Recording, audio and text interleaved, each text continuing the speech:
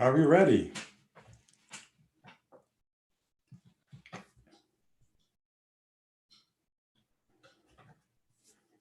Are we ready, everybody? I think we're streaming live from Syracuse, New York. This is Ken Frieden. It's great to have you all with us for our first performance at the virtual Comedy Café. Today is April 19th, 2020. As you know, there's a pandemic and people are suffering. The news is terrible. So why tell jokes? Because not everyone can be a hero and save lives. Still, as we say in Yiddish, Lachen is gesund, Doktorim heißen Lachen. That is, laughing is healthy. Doctors prescribe laughter. For an hour tonight, let's laugh and forget about the news. 10 performers from Syracuse University are waiting in the wings. For the past 2 months, they've worked with Stephen Rosenfield. He directs the American Comedy Institute in Manhattan, and he's the author of the terrific book, Mastering Stand-Up. We had planned for him to run workshops here in Syracuse, but when social distancing intervened, we switched to Zoom. It's been great. The only problem with performing virtually on Zoom is that we can't hear you, the audience, laughing. Our students are really excited to share their original shticks. Here we go. Now, the first performer comes to you from Virginia. He hesitated a bit before trying stand-up comedy, but now he's unstoppable. Please welcome the very funny Chris Vinn. Thank you. So glad to be here. Thank you very much. You ever seen someone that's too attractive to be doing the job that they're doing? Like they'll look like a model, but they're working the register at a CVS. Like something does not make sense here. I thought pretty people were supposed to have it easier in this world. There's no reason Kate Upton should be scanning my Tylenol right now. I was at a Benihana the other day, and our chef was just way too sexy. Like way too sexy to be cooking at a Japanese steakhouse chain. I was like, this is inappropriate. I should not be this turned on at a restaurant. I would understand if I was at like a Hooters and the staff was making me feel some type of way. Like that's just American, right? But this is not a Hooters. I should not be getting aroused by the man stacking an onion volcano in front of my family. I was seriously concerned though. I was like, what are you doing here, bro? You're tall and jacked. You could have been an actor, a pro athlete, I don't know, a samurai. What went so horribly wrong in your life that your only career option was hibachi? I don't understand. I didn't actually say any of that to him though. He would have beat the shit out of me. I just ate my fried rice and said thank you. I love Benihana though. I didn't realize until embarrassingly late that Benihana was a chain and not some grassroots establishment situated conveniently in the middle of my local mall. I was like, damn, what a nice little hole in the wall restaurant they've got here. They should think about expanding. And then my mom shamefully informed me that they're actually a global company with 116 locations around the world. Apparently they're everywhere. I had no idea. Little Rock, Arkansas even has a Benihana location for some reason. I didn't even know Little Rock, Arkansas had Asian people. I'm very confused as to how that location operates. I'm just imagining one very lonely Japanese man with a cowboy hat and a fake accent. I would not be surprised at all if all the chefs at Benihana Little Rock just didn't have accents. They probably put on fake ones just to entertain the poor Arkansas people because I'm sure they don't know the difference. All you got to do is bow and say, hello, and they'll all applaud like, wow, he's so authentic. Wow. I miss Yao Ming. He isn't dead. I just haven't heard from him in a while. I hope he's doing all right. You all remember him, right? Houston Rockets legend, Asian sports hero. That guy was a monster. The only problem I had with Yao Ming was just that he spread false optimism. He had an entire generation of young Asian boys believing that they could also grow up to become a Hall of Fame NBA center. He set us all up for disappointment. And I believed it too, because I was a stupid idiot that didn't have even the most basic understanding of human genetics. I should have realized that a 5'5" dad and a 4'10" mom weren't going to produce a 7-foot son. That's just not how it works. Shit, I couldn't even hit 6 feet. That's even more embarrassing. Growing up, I always assumed I was going to be 6'3" because that was the height of my two childhood idols, Derek Jeter and Alex Rodriguez. But like Alex Rodriguez before steroids and that affair with a 50-year-old Madonna, after that, I was just like, ew. But I actually grew pretty fast when I was younger, so I just assumed I was going to get there eventually. But then as soon as I hit 5'10", my body was like, all right, that's enough. And then everything just stopped. And I honestly wouldn't be so insecure about my height if it weren't for my younger sister hitting these ridiculous growth spurts right now. She's 14 years old and she's 5'8". I used to be able to carry her on my shoulders like it was nothing. We tried to do that again last year, and I fractured a vertebrae. I don't know why she got all the tall genes, but it's not fair. Because being tall when you're a girl just amplifies it even more, especially to me as a shorter guy. Because if you're 5'9" as a girl, you're basically 6 feet to me. And if you're 6 feet as a girl, you might as well be 6'6". Like, just dunk on me already, please. And my sister is still growing. It's absurd. The doctor said her projected height is supposed to be 6'1". Are you serious? I had to pull her aside, like, listen, Stephanie, you got to chill out with this shit. 6'1"? How could you do this to me? Like, I'm your older brother. I've always loved you. Like, please just show me some respect. It's the least you could do. Like, what do you even need to be that tall for? I know we keep the Chex Mix on the top shelf, but it's not that serious. I can just grab it for you. There's no need to turn into a giraffe on me. It's embarrassing. I told her straight up, I was like, if you actually grow to 6'1", I'm going to have to amputate your calves and reattach your feet at the knees. I'm sorry. There's just no way I'm letting you emasculate me like that. All right. Thank you guys very much. You've been great. Thank you. Thank you. And it is now my pleasure to introduce our next comic. He is a very funny freshman from Baldwinsville, New York, and he's a lot taller than I am. Please welcome Ryan Micho. Thank you. Thank you. A lot of people are really into the TV show The Bachelor, but I'm not a big fan. I don't know. It just doesn't seem realistic, and I'm not really into polygamy. I don't know. The whole premise is crazy. Everyone watching is like, this is so romantic. Isn't love beautiful? Meanwhile, this guy's hooking up with very many women at the same time, and he's cheating on all of them, and all of them know. And then they actually get married after the show, and they get divorced like every single time. I understand it's like reality TV, but they can get fake married and nobody will know the difference. Like on Survivor, they don't actually kill the people who don't win.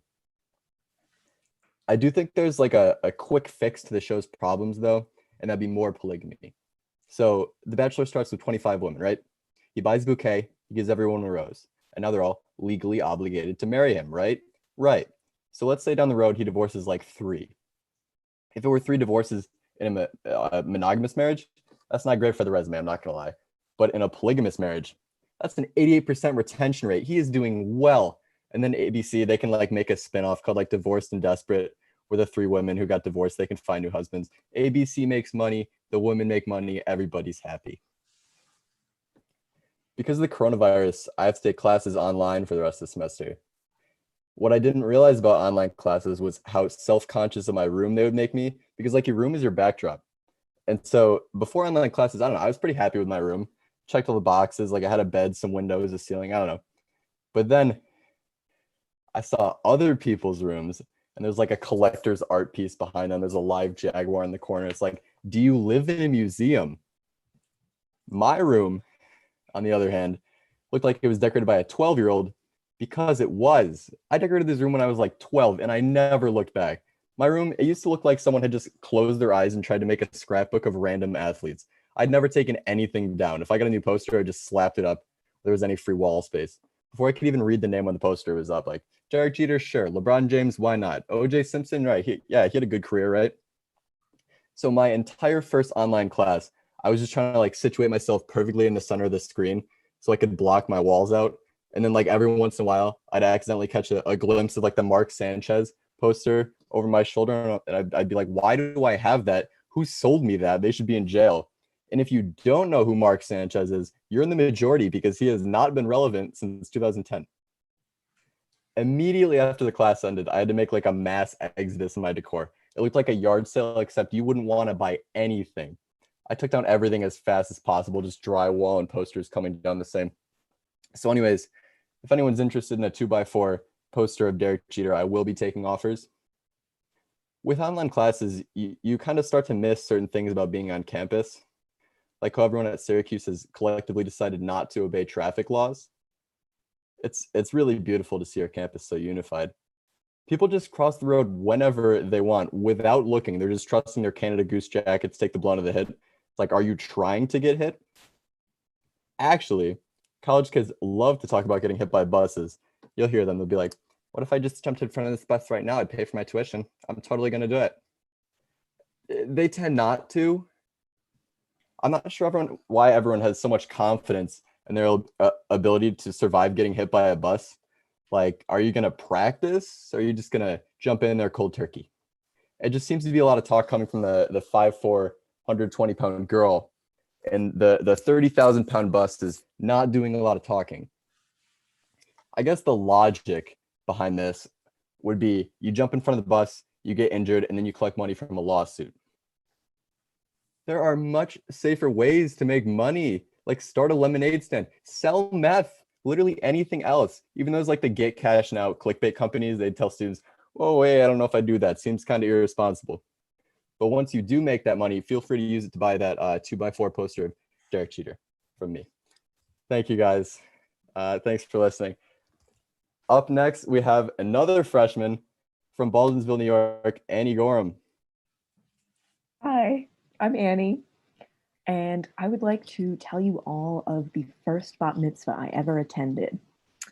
I was about 8. It was for the daughter of my mother's friend from college. So I had no idea who these people were, but it didn't matter because I was getting so much free stuff. I got free socks, free sweatpants, and a free yarmulke. And there was so much food too. There was a salad bar, a salmon bar, a build your own hamburger bar, a brisket bar, a sundae bar, and 2 cakes. Like, I was busy, you know? And then it came time to dance the hora.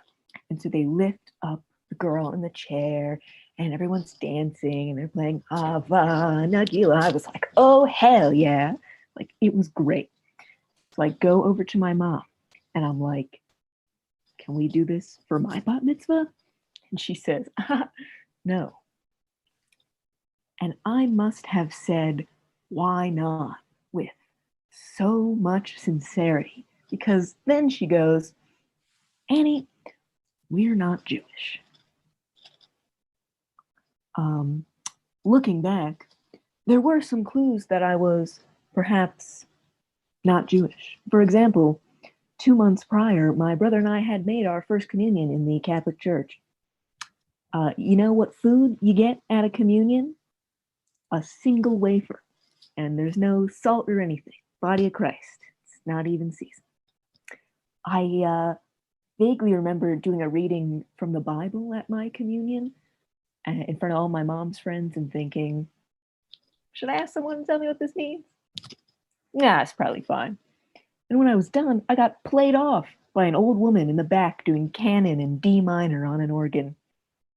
The girl whose bat mitzvah it was got to be ushered into the room with dancers, and the band was playing Hava Nagila again, but this time it had a key change, so it was even better. I was also super interested in having a bat mitzvah because I never really got to have like my moment at communion, you know?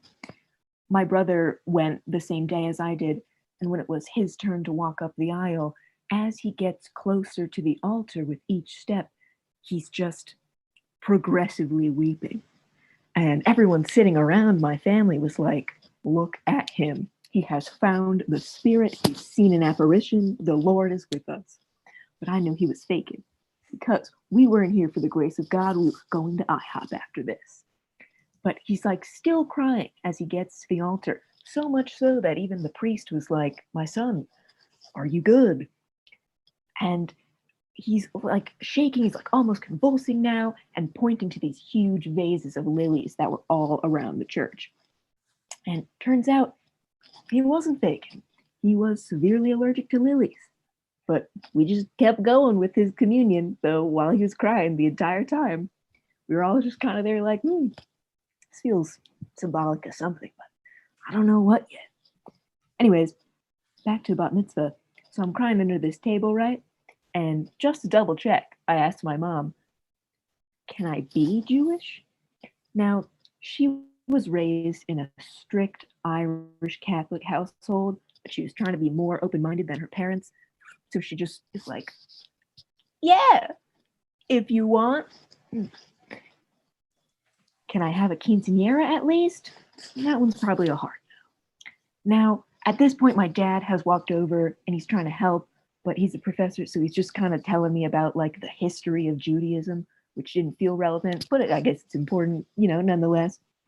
But this gave my mom then time, I think, to try and figure out how long I thought I could have been Jewish, because I went to Sunday school and everything. Thing is, I didn't realize VeggieTales was about the Bible until I was 16. Did you know there are at least 60 books in the Christian Bible? I found that out last week from Jeopardy. I thought there were 5. Exodus, Genesis, Luke, Corinthians, and oh no. Anyway, somewhat obviously, no one in my family goes to church anymore, but I still listen to Hop and the Gila sometimes. Thank you very much.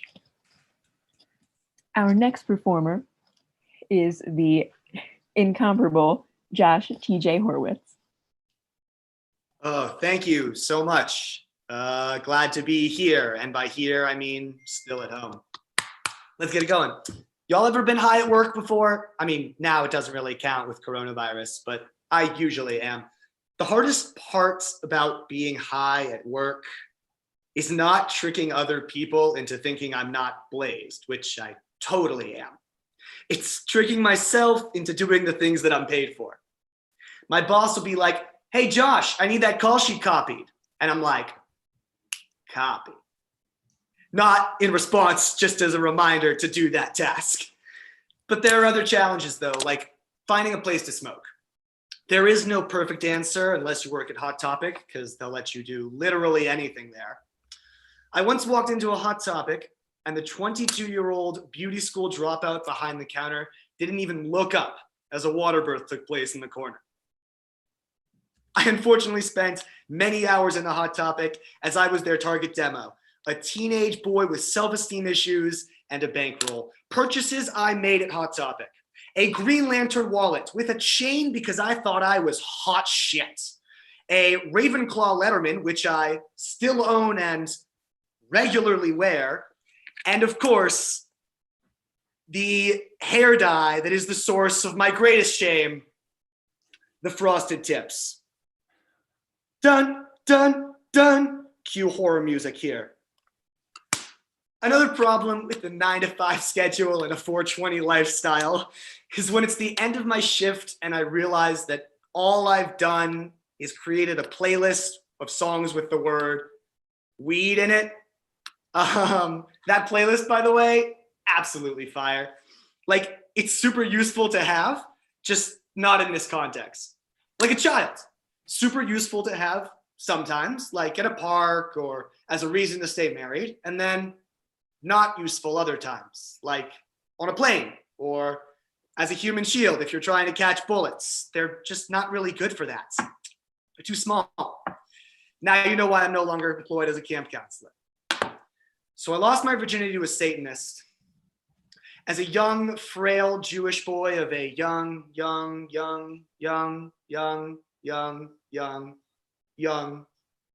21 years of age. My first experience with sex was with someone who had a pentagram around her neck and more metal on her than Black Sabbath playing at Optimus Prime's birthday party. It was fun though if I closed my eyes when we were making out, I could convince myself I was dating RoboCop. Which of course forced me to ask myself the question of if I am a technosexual, which is a word that I looked up for this bit, which means that I'm attracted to machines. I'm not. But on a completely unrelated note, I am no longer allowed in certain sections of Best Buy. But at least machines have instruction manuals. When it came to sex, I really could have used one. You know who's great at instruction manuals? IKEA. Just imagining the IKEA sex instruction manual. Step 1. Insert the male Waffelpineflugen into the female Grunkelvagelball. Step 2. Repeat. I'm gonna keep going on this. I think that having sex and going to IKEA are very similar. Here we go. It never looks like the pictures. It doesn't always fit together the way it should. And having a bad experience is potentially marriage ending. If you don't believe me, just take your significant other to IKEA and try not to break up. I failed 3 times. Eventually, though, back to the sexcapade, I got into a rhythm. Although it was more like the rhythm from the start of the movie Whiplash. 5, 6, 7, 8. Ah! Not my tempo.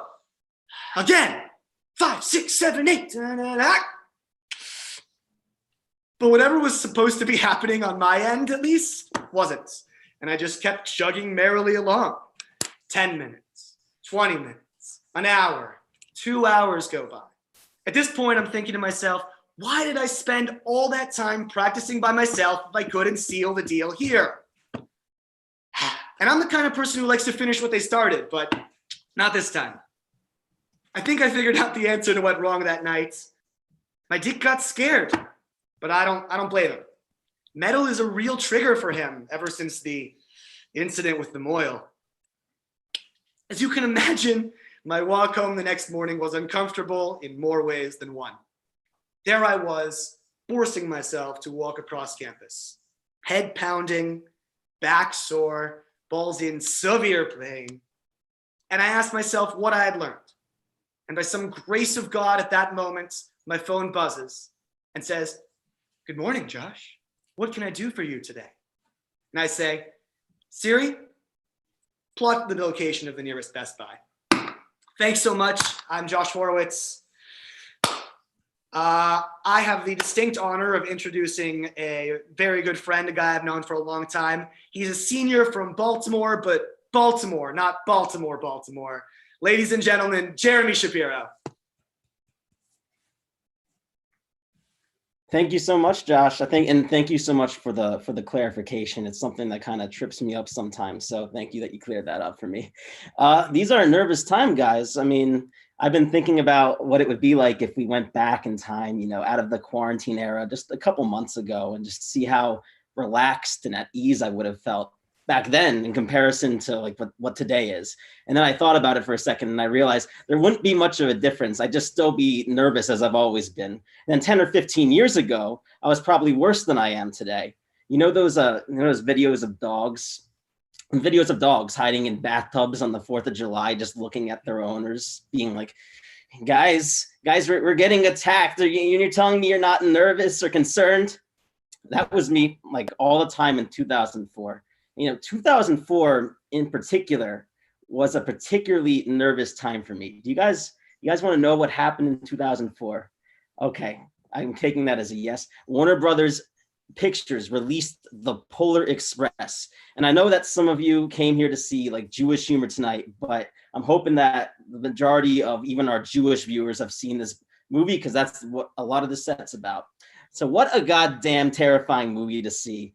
As a 6-year-old, I went with 4 adults to see that movie. It was me and my parents and my grandparents. All of them thought it would be just a great idea to go to this, a bunch of Jews going to a movie on Christmas Day. It's a tale as old as time. No, but it turns out they took me to see a horror movie. Could you even just imagine the boardroom discussion for that monstrosity? It's like some executives at a big round table with all of his other executives at Warner Brothers, and then gets up there and says, "Okay, fellas, it's 2004. The troops are in Iraq. Reagan just died. We need to cheer up the parents. We need to cheer up the children. So what do you got?" And somebody just like immediately just raises his hand and is like, "Okay, so hear me out on this one. So it's Christmas Eve, right? And Tom Hanks takes a train full of children and he how about this? He traffics them to the North Pole." And they're just like, "That's it. We're going to make a movie about that." And then it happened and I saw it. I know it's like a suspension of disbelief and all that, but I mean, there's just so much wrong in that movie. You're 6 years old. It's the middle of the night and it's Christmas Eve, and then a train full on pulls up right in front of your house. You don't live by train tracks, mind you, but it's just there. It's just right in front of your front door. And then you run outside to check what's up. And then there's somehow like no one else is up. It blew all of its whistles. And you're just one person standing there. You look at the train and then there's a man who vaguely looks like Tom Hanks. And he hops out on the train and starts screaming in your face. Just like, "We gotta go, man. You gotta get on." And you're just like, like, where? And he's like, this kid, he doesn't know. How can he not know? We're going to the North Pole. Of course, get on. And then you're just like, sure, I'll get on. That sounds cool. So you get on the train and you just find out that there are just cars full of children who were put in the exact same situation as you are. And they all made the same choice as you to get on. And if that train just makes it all the way there, I'd probably, there's no turning back from that. You'd probably be taking their, like, they could be taking you to like an abandoned warehouse out in a field in Ohio, and you might have a better chance of living. So that movie was absolutely terrifying to me.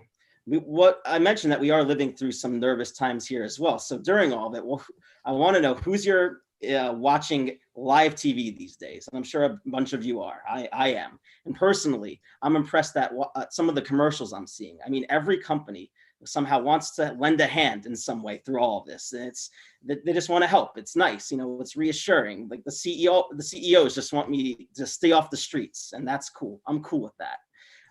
But there's always a chance that these ads can come off, as insincere. But personally, I'm just so happy that Lexus is finally offering some potentially attractive payment plans for their cars. And it just, it's so heartwarming to me. And I'm really touched that they reached out and I could finally buy my Lexus in the middle of a pandemic. So thank you, Lexus.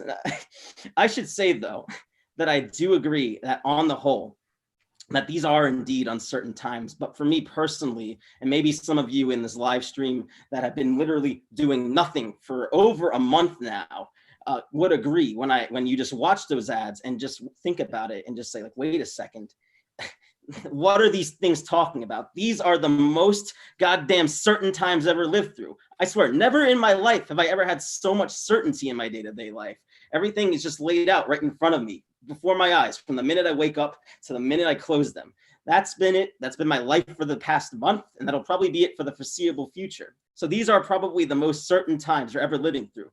Every single day I planned out for me, from the cup of coffee I drink in the morning, to attending class, to staring at my TV for 9 hours. It's a plan that mostly involves me being in my room, and believe it or not, it's where I am right now. So whether or not that's a very depressing reality to kind of mull about, or it's comforting in a way, I don't know. I haven't figured out how I feel about it, but I'm pretty sure I'll have just tons and tons of time from now on to figure that out. And thank you very much, everybody.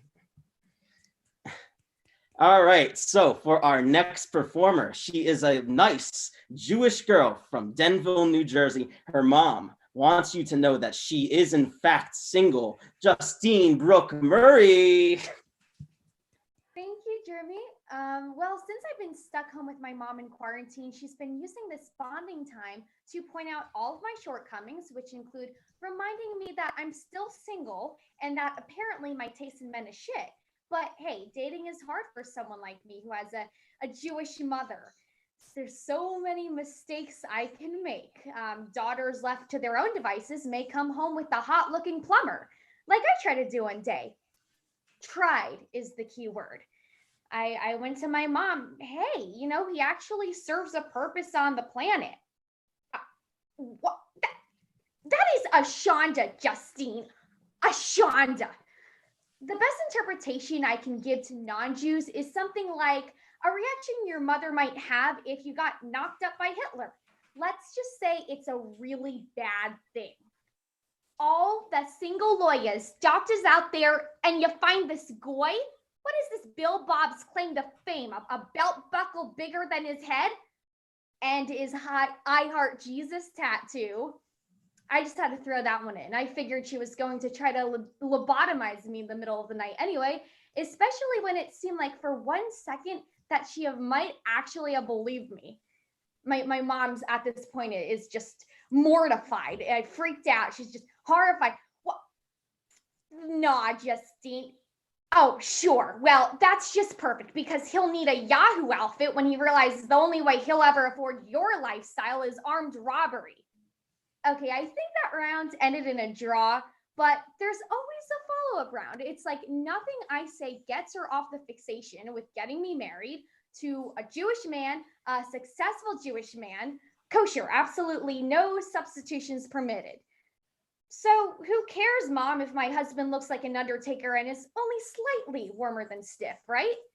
Would that be so horrible if you lived well in a nice huge house that you can show off to your friends? Oh, and what would you do? Would you prefer driving in jalopies? What's wrong with nice cars? Yeah, Mom, that you can show off to your friends and spending vacations in the Hamptons. That's roughing it, I suppose. Yes, Mom, so you can mention it to your friends every chance you get. Then my mom already knows. With a smile of victory, she goes, you should have such friends, Justine. They keep you from finding your boyfriends in the aisles of Walmart. Okay, like I shop at Walmart. Touche, Justine. Something tells me you'll adjust quite nicely to the smell of formaldehyde.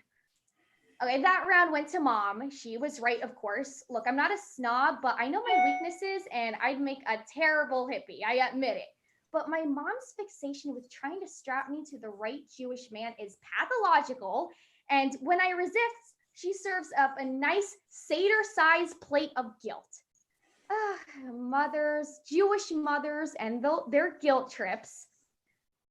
I dedicated my whole life to making sure you had the best of everything. And what do? You treat me like dog shit. Chopped liver. So ungrateful.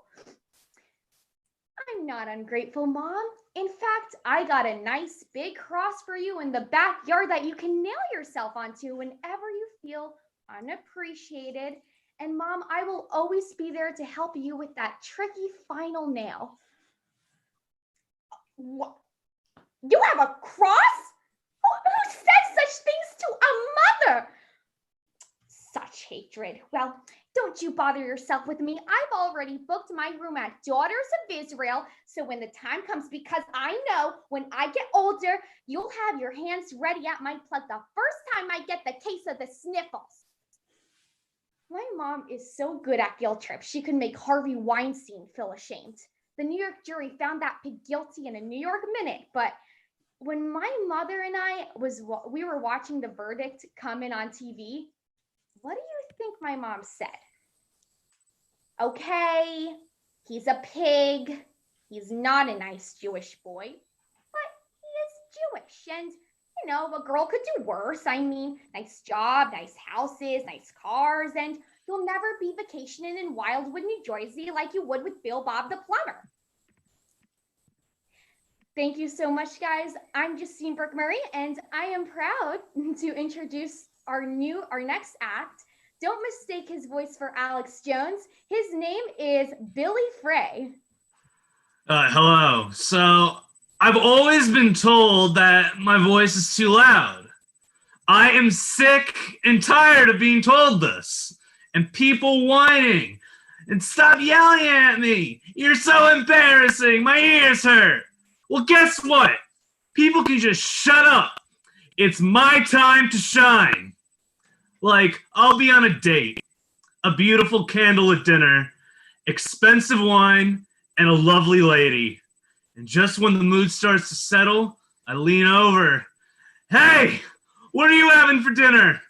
The candle's blown out, wine all over my face, and the day ended premature.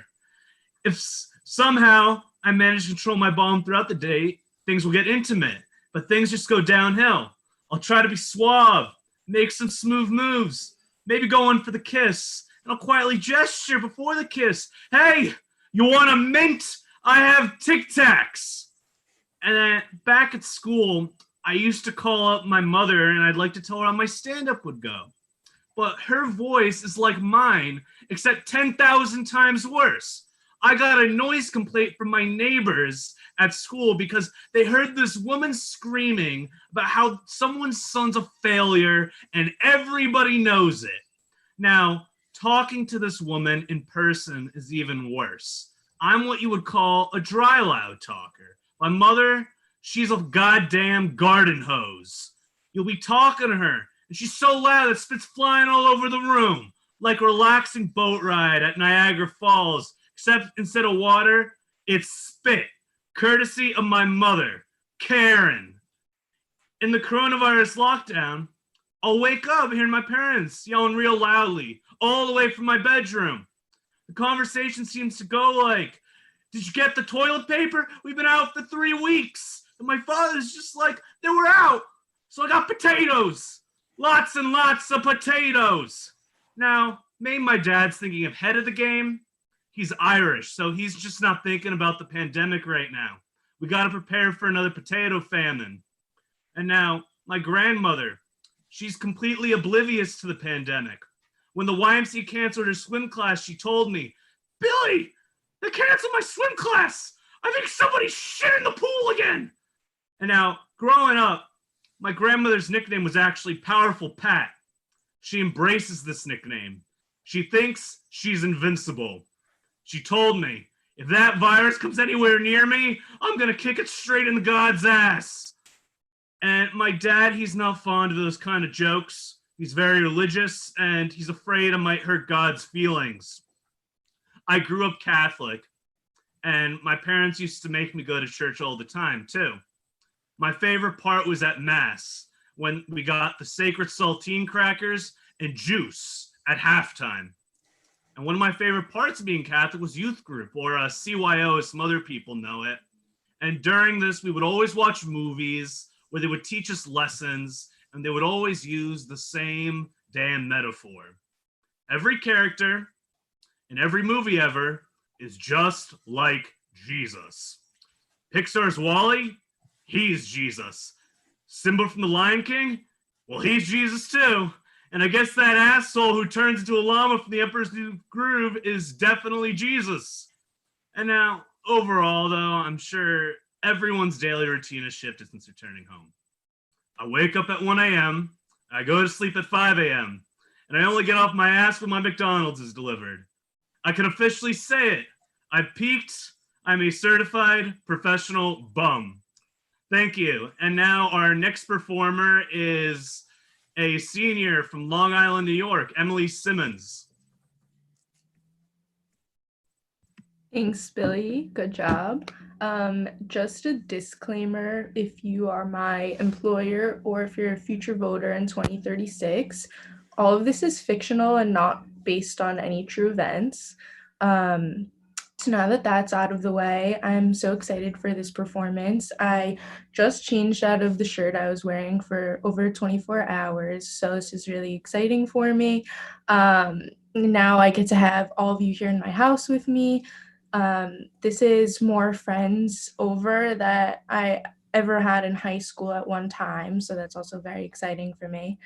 Now that everyone's home and doing nothing, dating is all the rage. And I have to say, I've dealt with my fair share of nice Jewish boys, and I believe I deserve compensation for that. Having a nice Jewish boyfriend is a glorified unpaid internship. It could take most of your college career to find a good one, and then once you do finally land this job, your responsibilities might include things like picking out their outfits and, corresponding with their mom. And after everything you've put into this, all your hard work, you're not even guaranteed a return offer for the next semester. You're just left with some dude who will watch your Instagram stories for the rest of your life. Despite all this, I still downloaded Hinge at the beginning of the semester. I thought I was too classy for Tinder, so this is what I settled for. Most of the conversations that I had were horrible, but this one person who is 6 feet tall sent me a message, so I said, okay, I'll see what they have to say. He asked me, oh, are you in any cool classes this semester? I said, yes, I'm in a class called Jewish Humor and Satire. And you stand up, it's super cool. And he said, no way. I'm in Jewish Humor and Satire. I sit in the back.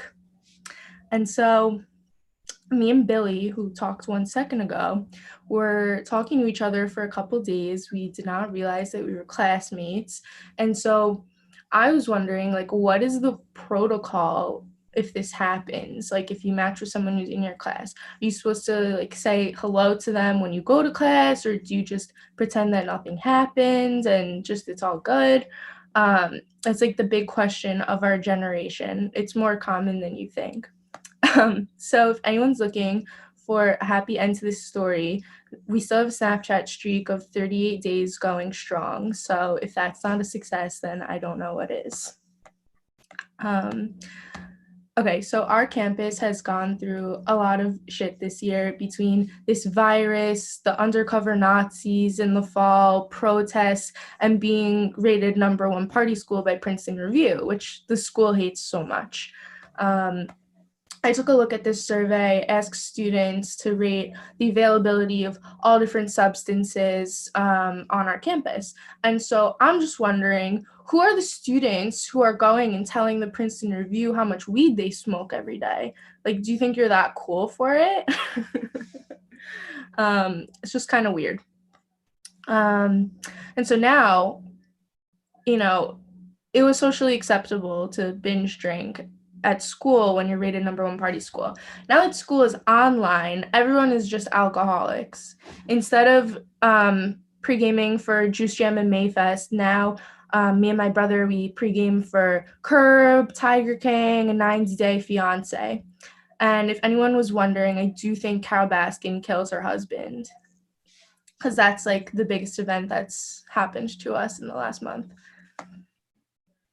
It's been really interesting actually staying inside and doing nothing. Usually on school breaks, I'm ecstatic to stay home and do nothing. Like, I usually do nothing. But now that I'm not allowed to go outside, I feel like I have to. And my 78-year-old grandma is facing the same issue. I FaceTime her every other day to just keep tabs and make sure that she's not going outside. And I had this conversation with her where she's saying to me, Emily, like, I need to go to ambiance. I need to go get my roots done. And I was like, Grandma, like, you can't go get your roots done. Like, you're going to get coronavirus. You have a compromised immune system. And she said to me, God has his plan. And if God wants me to get coronavirus, I'll get it. And I just said, like, Grandma, no, like, God's plan for you is not to get your highlights done. It's not in the big picture here. And my dad, who's listening from the next room, is also working from home. And I don't know about your dads, but my dad never remembers anything. I don't think he knows my college roommates or his email password, but he will constantly remind us of the time that he was 5 years old in a toy store and his dad refused to buy him a sailor hat that he really wanted. Like, remembers this clear as day. So I asked him, why don't you ever remember anything that I say? And he said, well, I remember lots of things. What are you talking about? And I said, okay, like what? What do you remember? And he just looks at me and goes, what were we talking about again? Thank you so much for listening. Up next, we have the Beyonce of New Jersey, very funny guy, my friend Jacob Bellotti. Thank you, Emily. Loved that. So everyone knows that accidents happen. Yeah, I'm one of them. At the ripe old age of 13, my mother informed me that I was not planned, which is fine. No, really, it's fine. I was late to get the talk from my parents, so I didn't know any better. But being an accident has absolutely defined my life. I found my career path by accident. I met most of my partners by accident. I contracted chlamydia by accident, but I did punch him in the dick on purpose. This would probably be a good time to mention that I'm gay.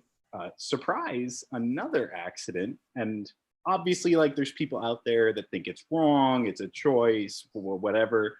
Do you think I would choose this shit? You think I said, hey, you know what'd be fun? Constantly being afraid to like people and harassment through my childhood. That would be so fun. Oh, my pride. Being gay is so much harder than being straight. We constantly have to pretend to like women in front of grandma and dad, be the fashion expert for white bitches, and the hardest thing we have to do, like men. For God's sake, I would not wish that on anybody. Well, now you're starting to get a better picture of my childhood, but I was also fat and Jewish. I didn't come from a particularly progressive town, so all these things just kind of added up. Well, I will say at least I didn't have the Jewish look growing up. Another accident. I was blonde hair, blue-eyed.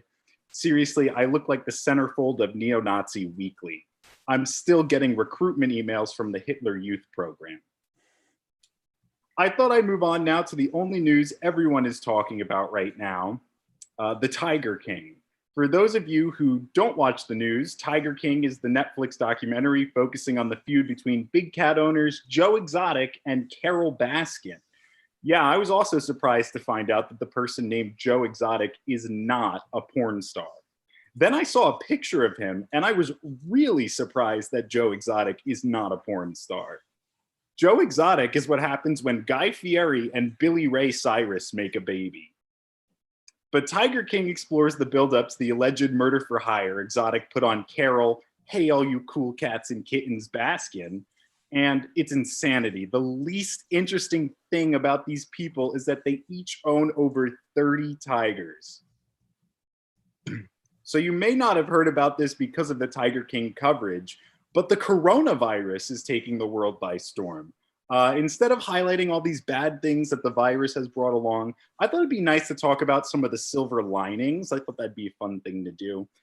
For instance, rapper Tekashi 6ix9ine was released from prison due to growing concerns about the virus. 6ix9ine, or as I like to call him, the Rainbow Fuck Chuck E. Cheese, was known for songs like Gummo and ZZ, which sound less like song titles and more like things I was offered at parties in college. Another great thing, there's rumors that Major League Baseball will come back in July with no crowds in attendance at games, which will certainly make the Baltimore Orioles feel right at home. And Dr. Fauci endorsed the CDC's recommendation for all Americans to wear masks when out in public, to which Donald Trump responded, "That's the thing about masks.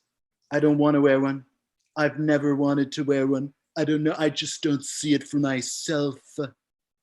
Funnily enough, that was also Jim Carrey's response to being asked to reprise his role in The Mask 2. With all that news going on, I've really only been thinking about one thing. The Houston Astros really dodged a fucking bullet, didn't they? Yeah, remember that? Remember way back when they cheated and almost won the World Series? 6 months ago? Yeah, Jose Altuve has to be thanking God for that one. He went from everyone wants to throw a pitch at you to who the fuck cares about Jose Altuve real quick. I wonder if the Astros are like holding virtual Zoom prayer sessions where they're praising the coronavirus. But to me, like the crazy thing is how easy it was to forget that that happened. It was in the BC years, you know, before Corona. That's the real new measure of time. Thank you so much. And now for our final performer, she's a freshman from beautiful Scranton, Pennsylvania. It's Alison Sugar. Hi, everyone. I'm Allison, and I want to talk about family reunions. Some families are really diverse. They have people flying in from Canada, Mexico, Spain. But my family, we got people coming in with bipolar, depression, anxiety, you name it, someone's got it. So our family reunions, they look more like a psych ward, except it's just the patients and the staff just gave up and dipped. And you know, people complain all the time about reunions, but I hate when people try to argue me that their family is crazier than mine. It's like, oh, your family can't decide what episodes to watch on Netflix. Meanwhile, my family has episodes while watching Netflix. You and your family tried to get on Family Feud, but couldn't decide which family member should go. My family couldn't decide which person to send to Dr. Phil. But at least my family members have medications and therapy. I can't even get help for my problem. To clarify, I don't even have a disorder. I just look way too young for my age, and it's really annoying. Now that I'm in college, everyone underage is trying to get a fake ID, but I didn't even try. Because how am I supposed to convince a bouncer that I'm 21 when I can't even convince the person at the box office that I'm old enough to see A Star is Born? Come on, like A Star is Born? When I was 10, I watched Lady Gaga cover her body in Meat at the MTV Awards. I think at 20, I can handle a romantic musical. One time I was doing 35 in a 25, and then I saw the sirens behind me and I was like, are you serious? No one drives 25. So I pulled over, I rolled down my windows, freaking out. I was like, officer, I'm so sorry. I didn't even realize. And then I found out the officer didn't even know I was speeding. He thought I was 12.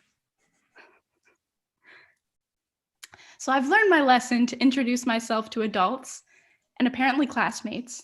Thank you, Jacob. To introduce myself as a college sophomore. Because if I don't, I will typically get a, oh, so you're taking the SATs soon? Are you nervous? Actually, Karen, I'm nervous that when I celebrate my 21st in a few months, the bouncer will cut my actual driver's license in half. It's not only adults that think I'm too young. Sadly, I still get DMs from 16-year-old boys telling me I'm cute. Can a high school sophomore at least say I'm hot? And I know boys typically call their girlfriends baby, so I really hoped that was all my boyfriend meant when he called me that.